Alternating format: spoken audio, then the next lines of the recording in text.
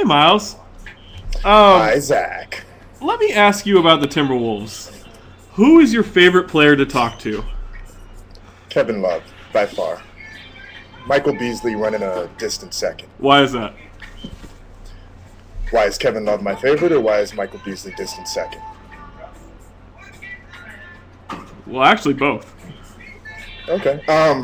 Kevin is articulate to turn around a very well-used stereotype, and he's a very open and honest person. You can talk to him about anything. He's a good guy to joke around with.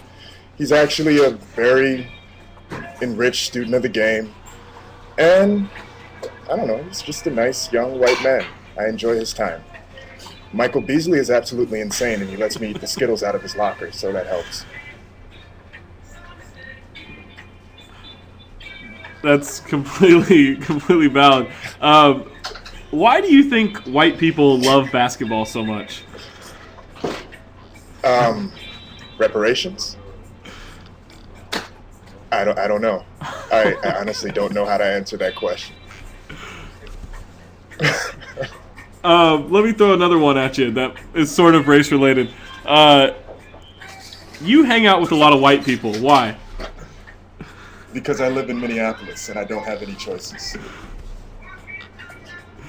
All right, let's go back to the Timberwolves. Ricky Rubio is coming to the team, allegedly, if we ever have a team again.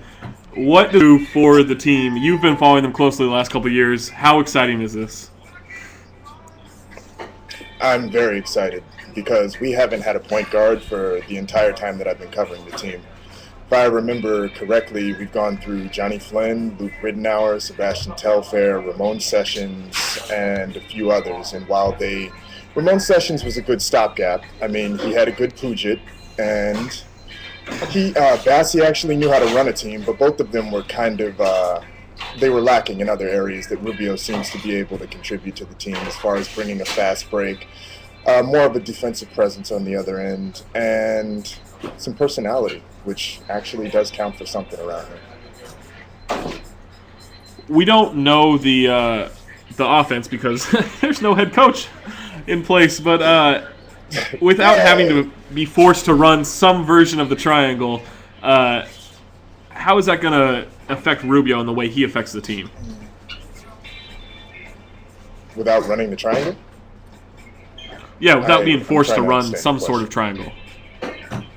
I mean, basically, they've been forced into this, this I guess mentality of sharing the ball, and now they don't really have to do that. They can have one guy run the team. I think that he'll thrive. I honestly think that he'll lead the league in turnovers, but I actually think that he'll be good for about 8 or 9 assists a game. I think that he has good teammates to play off of.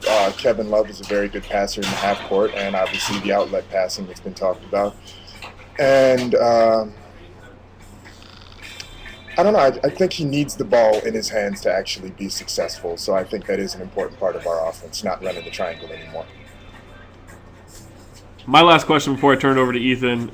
Who is your choice for head coach with the options that have been interviewed so far?